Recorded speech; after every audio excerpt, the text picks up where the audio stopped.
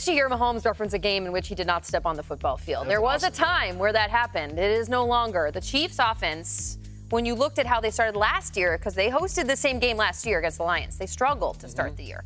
They lost the kickoff game against the Lions after dropping their banner. And the following week, frankly, the numbers did not improve. None of that really matters, though, in terms of struggles, because they're hosting the game again, which means they won the Super Bowl. So, Chiefs offense, let's focus in on it, Peter. Yeah. How does it avoid a slow start? How do you jump out of the gates differently than they did last year? It's been a really cool offseason for the Chiefs. There was obviously celebrations, and there were ring ceremonies, and there were opportunities to do things outside the line of football for a lot of these players. And yet, I go to July 13th at a high school football field in Vineland, New Jersey. There's an amazing article that I've read over the summer. And in this high school football field, a player named Isaiah Pacheco was working out. However, the lights were not working because it was late. So Isaiah Pacheco and his trainer, his old teammate, Everett Wormley, went back to Pacheco's house. And at midnight, Pacheco turned on the street lights and put on all the lights in his house of his New Jersey home. And these guys worked out from midnight to 2 a.m. They were not at the club. They were not partying. They were not in Cannes. They were not in Ibiza. They were there working. And from everything I hear, Isaiah Pacheco has put the work in. So to me, we could talk about all the new bells and whistles on the outside. We will, because they're all there.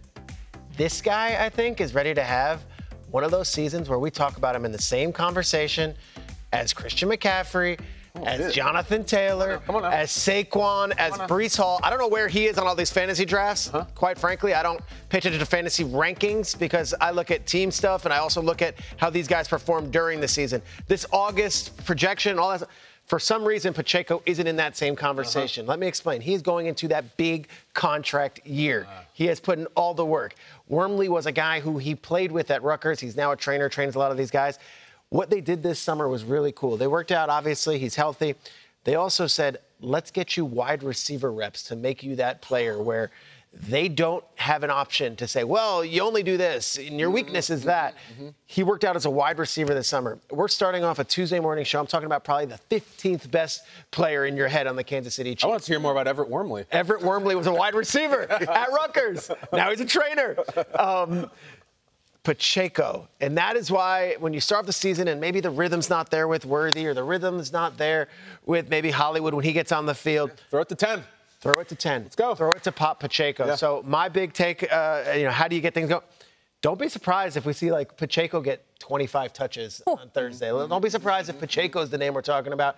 He is the only player in NFL history to start a Super Bowl in his first 2 NFL careers and win those Super Bowls. Only player. Wow. And I think his best is yet to come. So I'm going to go Isaiah Pacheco to kick off this morning's show. It's a great way. Big commercial for Pop Pacheco. Awesome. And I think if you still got your fantasy draft, if I didn't do it big enough, take him. Take him. I like Isaiah Pacheco. Love the way he runs. I'm a believer in the Kansas City Chiefs. I believe that they're going to start off really fast in this game. I think last year when you look back to that game against the Detroit Lions, they started off slow. They didn't have Travis Kelce in that game. So, of course, that's a big piece for that offense. You think back to that game, Patrick Mahomes throwing that pick 6 in that game. It was just a little funky. But I don't think a lot of people expected the Detroit Lions defense to be that good coming into the season. And so I think there were some adjustments that game. They only scored 20 points. This was not a high-powered offense that we were expecting out of the Kansas City Chiefs. Now, moving it forward, I do believe what I saw in the preseason was fun. And there's a lightness and a fun vibe that I was getting out of the Chiefs. You know, usually the standard for every team is go in vanilla. Just do everything base. We'll work on our base. We'll master the base. Right. They were going out doing this. This right here, they practiced that. Come on, no cap. We all know they practiced this. They said, we're going to have some fun. But what this tells me is that they're not hung over on the Super Bowl win. We're the Super Bowl winners. There's a lightness. And when you have that lightness, that means you have confidence. And when you have confidence, that means you're going to start fast. So I do believe that they will start fast this season. Can I ask you a question? Yeah. Do you kind of wish they saved that maybe for Thursday night, or they kind of showed it too soon? Like, we got the behind the back match in a preseason game. Do you wish it was the regular season kickoff with actually everyone watching live? No, I actually like it in the preseason because I think it just broke everybody from being like, we have this big thing that we got to save. And now once you got it out there, it's like the real beast is try to stop it again when we do it again. Like, that's what they're telling me. Yo, like, they were taking shots to Xavier in the preseason. Like, I'm like, no, save it. Don't let everybody know how fast he is. They were just like, here, oh, you missed it? Come in again. You missed it? Come on, Xavier, here. There you go. I mean, I was like, what? I think they're saving the between the legs pass for the regular season. They are J.R. Ryder. So just do it. It's fine. Why not? I had a wild day here yesterday. I'm staying in a hotel here in Los Angeles, and I just basically spent the whole afternoon in the room. And once I got tired of the first floor view and the AC, the units and everything, it was great. I turned on NFL Network. You know what I did yesterday? I'm not joking. I watched the entire Super Bowl. It was on yesterday afternoon. Chiefs-Niners, watched the entire thing. So many takeaways. First of all, God, the Niners had them. They absolutely blew it. They had a blocked extra point, a fumbled punt, McCaffrey fumbled. They had them, and they just couldn't beat them. But the biggest thing that jumped out to me in watching the Chiefs team is, like, I'll say it again, by their standards, that was not a great Chiefs team. They scored 19 points in regulation. They weren't, by their standards, great, and they still won the Super Bowl. But what really jumped out is there's not a ton of juice. It's a lot of short and intermediate stuff. Mahomes at one point in the Super Bowl hits a long one to Hardman. He makes a great catch on it. But that was really all they had down the field. Kelsey did his thing, and it's short here and short here. They hit Hardman. Pacheco fumbles the very next play. I know. And so they didn't even capitalize. It was on the far side, so they didn't get to score on it. There wasn't a lot of that lightning strike electricity that got us to fall in love with Mahomes. But that brings me to another thing. I have this collection of, like, YouTubes that a couple times a year I will just revisit. Like, those are my guns I bookmark. Like, I love those 5 or 6 videos. One of them that I always watch is when Steve Jobs went on stage and introduced the first iPhone. I'm a Microsoft guy, of course. But when he got up there in that black turtleneck or whatever, and he puts it up there, and the second he, like, reaches in and, like, pinches the photo, people are, like, fainting. Like they're at a Michael Jackson concert. They were so blown away. So I feel like Andy Reid this year has a little bit of Steve Jobs in him. Like, he went to the Chiefs corporate conference, and everyone's like, okay, you got him a lot of great things. You know, what do you have this year? And he came up there in his giant black turtleneck and his sneakers, and everybody clapped.